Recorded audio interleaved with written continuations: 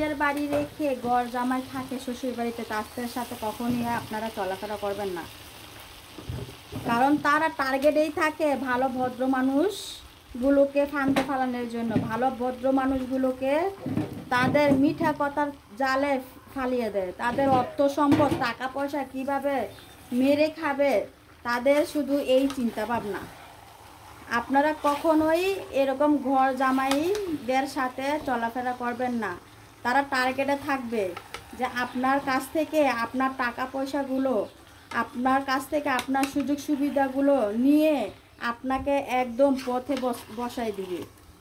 কারণ ঘর জামাই যারা থাকে তারা ভালো মানুষ কখনোই হতে পারে না। যারা ঘর জামাই থাকে তারা কিন্তু পরের টাকায় পরের সম্পত্তির মধ্যে লোভ করে দিকেই ঘর জামাই থাকে।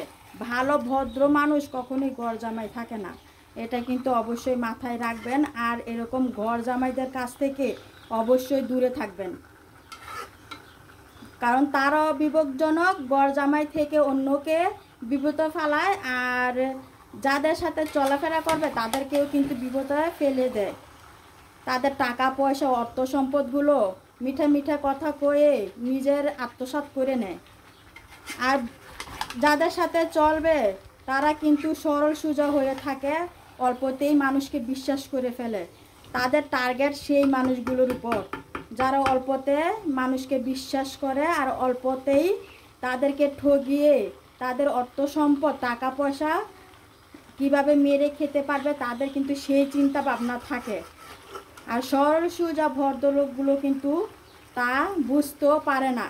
তাদের মুখে মুখে হাসি হাসি কথা বলে আর অন্তর কেটে কলিজা ছিঁড়ে ঘর জামাইদের হাতে কিন্তু নিয়ে যায়।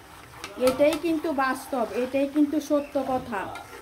এর জন্য যারা ঘর জামাই থাকে শ্বশুর বাড়িতে থাকে তাদের কাছ থেকে অবশ্যই সাবধান। অবশ্যই তাদের সাথে আপনারা কখনোই মিশবেন না, তাদেরকে একগোড়া বানায় রাখবেন। কারণ তাদের পরের টাকার প্রতি, পরের সম্পত্তির প্রতি, পরের জিনিসের প্রতি অনেক লোভ। মুখে থাকবে মিষ্টি কথা, কিন্তু মিষ্টি কথার আড়ালে তাদের যে লোভ, কলিজার ভিতরে যেই মাথার ভিতরে বুদ্ধি, এরকম বুদ্ধি সাধারণ ভদ্র মানুষের, সরল সোজা মানুষের কখনোই চিন্তার মধ্যে আসবে না।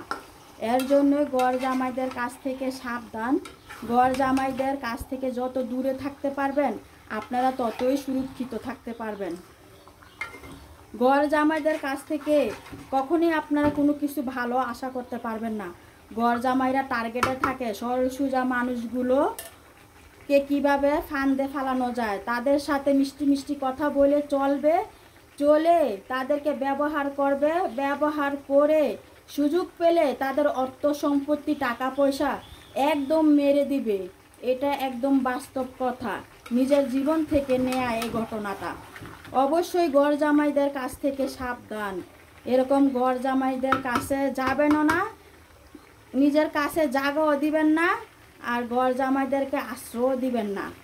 এরা শ্বশুর বাড়িতে আইসা ঘর জামাই থাইকা ভালো ভালো ভদ্র ভদ্র মানুষকে গাড়ে চড়ে চড়ে খাবে।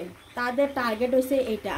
আর তাদের ভিতরে যেই লোভ লালসা, এটা কখনোই ঘর জামাইরা পূরণ করবে সরল সোজা মানুষগুলোকে দিয়ে। যারা সরল সোজা সহজেই মানুষকে বিশ্বাস করে ফেলে সেই ঘর জামাইরা তাদেরকেই টার্গেট করে।